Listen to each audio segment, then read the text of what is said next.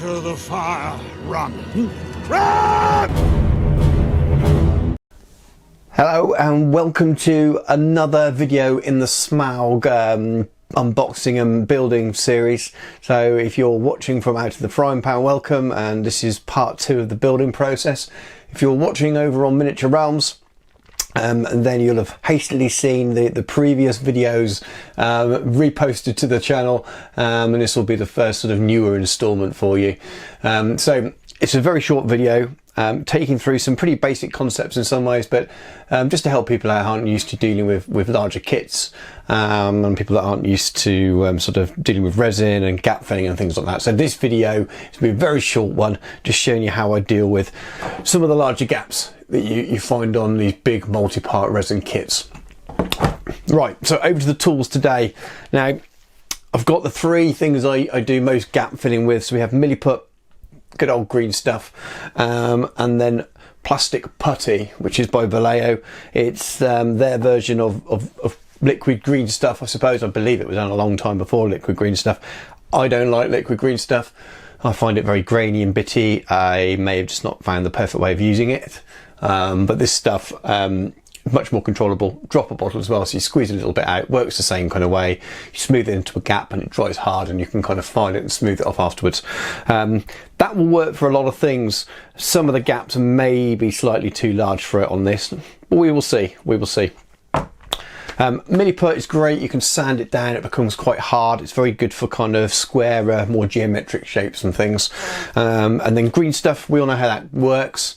Depending on your mix of blue and yellow, you'll get different hardnesses. It tends to be a little bit more rubbery, but it's definitely easier for sculpting. So if I wanted to make any marks that kind of fill in where the scales and stuff may be, I may well be using that. I imagine today that I'm going to be using mostly green stuff and plastic putty. But let's cut to me playing with filling in some gaps. Right then, so green stuff ready moulded and squished together. Now I've opted for green stuff for a number of reasons. While the gaps aren't huge, and you may not be able to see them on the angle I have to have the camera at the moment, but the pieces that fit together aren't always level. Now I could go along and file them all down and then maybe fill them in with a plastic putty or something, but if you're using the green stuff, hopefully I can smooth over the edges a little bit. So that's why I've gone with the green stuff. I think I'm going to start work down this edge of the tail here, and that's the bit I'll focus on for the video. I'll do the rest off camera because I'm sitting at a really strange angle to make sure that I'm not getting in the way. Other tools I've got, so it's just a handful, a couple of my clay shapers. You can pick these up at art stores. Rubberized tips, they're good for moulding and being soft on clay, so to speak, but also works on green stuff. And then your good old sort of more traditional sculpting sculpting tool style things. I've got quite a few different shapes of these. I've got one with a flat edge, pushing it into the gaps, and then a smaller tip on there, which will hopefully, if I need to do any marks that look a little bit like scales, I can use those. So what I'm going to do is really just start to tear off small amounts and put it into little sausages and start to fill in the gaps. I don't want to put too much on because I'd rather be adding layers rather than taking it off. If you're a really patient person, you could fill the gap barely, wait for it to fully harden, and then come back and do a thinner layer over the top and sculpt that as well. I'm hopeful that I can just kind of do it in one here. I am a lot further away from the table than you'd normally see. It's just the tripod that I'm having to use here.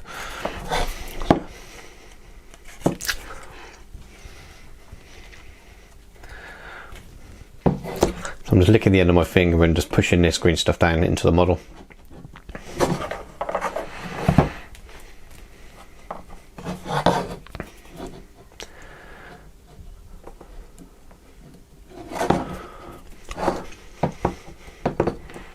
A little bit of moisture just stops it sticking, and a lot of people use Vaseline. I do sometimes. I do find it tends to make it very, very slippery. So for a part like this where I'm trying to actually fill in a gap, That might be more of a hindrance at this point. I want it to still be quite sticky for a while.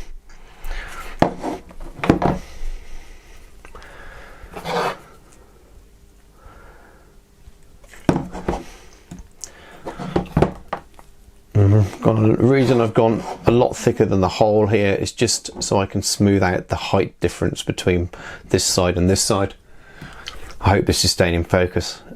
Without looking up, I can't see, almost behind me, I can't see the little monitor on my camera.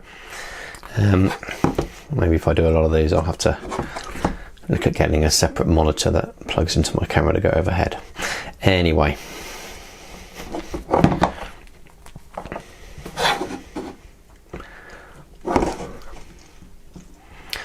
That's the gap filled, pretty straightforward as you'd expect. I'm now going to use the clay shaper that's shaped most like a pencil. I'm just going to try and smooth that layer across as much as possible.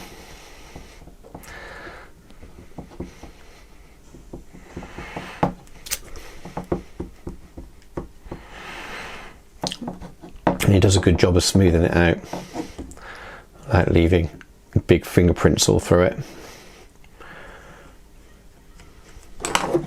And do just need a little bit more here. You can still see the join line.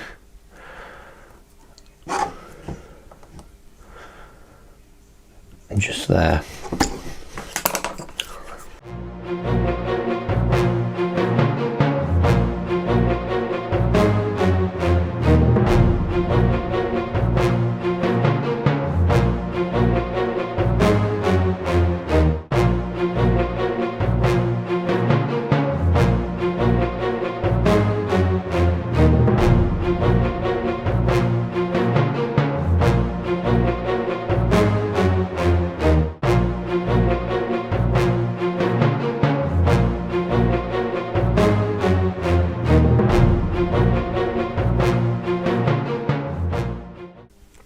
Right, I filled the area in. You can still see a faint line there.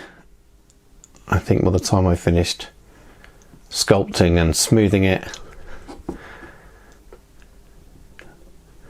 shouldn't be too bad.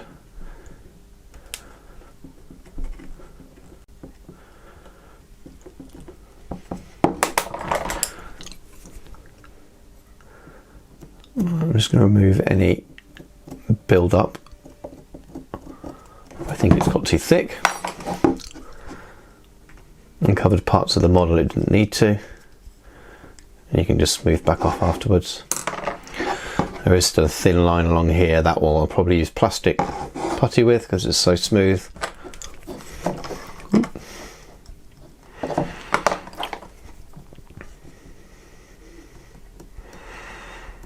There we go, went over a scale there.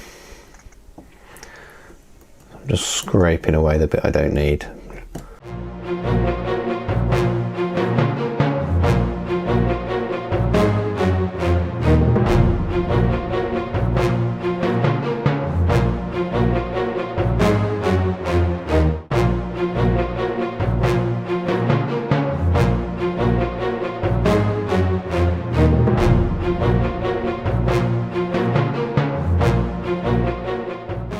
I realise the camera's paused there for a minute, but I'm just going back in now and just where the green stuff meets the uncovered model,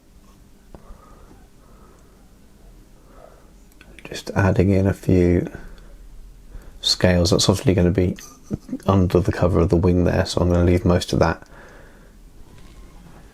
completely clear.